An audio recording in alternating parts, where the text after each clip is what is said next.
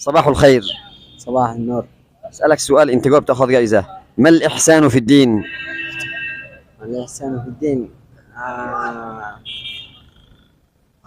والله 4 من الشقاوة ما هي؟ 4 من السخاوة.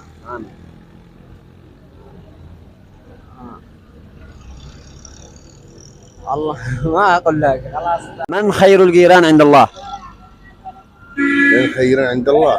خير الجيران عند الله من هم؟ الأقصى.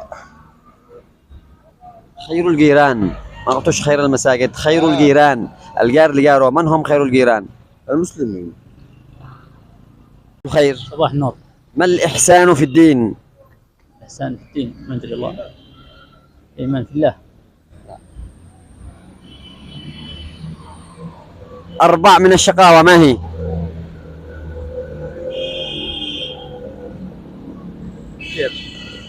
لا ترجع رزقك من الصبح. 4 من السخاوة.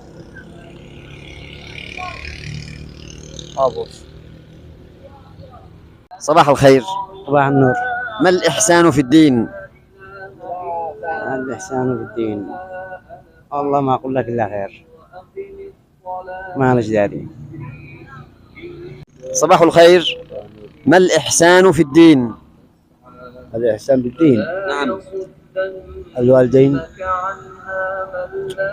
بر الوالدين والخلق باقي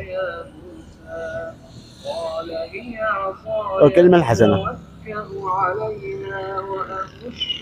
السلام عليكم. وعليكم السلام ورحمة الله وبركاته. ما الإحسان في الدين؟ الإحسان في الدين. الإحسان أن تحسن للجيران. الإحسان أن تحسن إلى جارك، أو الإحسان إلى بالمعاملة. طيب 4 من الشقاوة ما هي؟ والله ما أقول لك. فكر. الشقاوة في ما. صباح الخير يا شباب. صباح النور. فكرتم تلعبوا كرة؟ ايوه. ايش السبب انكم تفكروا تلعبوا كرة ما تمشوا ركض؟ عشان الرياضه. يعني رياضة، الاهتمام بالجسم. هنا الشباب الجيل الواعد الذي تأمل عليه اليمن بشكل عام، ويهتمون بصحتهم البدنية، ويهتمون بأن تكون اليمن دائما الأولى بالمباراة الذي تقيمها مع المنتخبات الأخرى. أسألكم سؤال، دامكم أنكم رياضيين أنا أسألكم سؤال، وإن شاء الله أن يكون الإجابة منكم ومننا الجائزة. ما الإحسان في الدين؟ ما الإحسان؟ الإحسان هو التقرب لله كأنك تراه وهو يراك. الإحسان في الدين هو أن تعبد الله كأنك تراه. كأنك تراه وهو يراك. الإحسان هو أن تعبد الله كأنك تراه، فإن لم تكن تراه فإنه يراك. هذا حديث عن النبي صلى الله عليه وسلم، والإجابة وجدناها هنا من الشباب معا. اسمك الكريم؟ نور طلال. عبد الله وليد. محمد بركات. محمد محمد.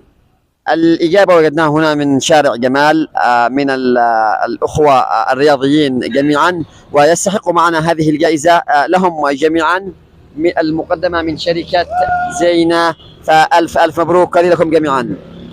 أسمع لهم أحوى تحية.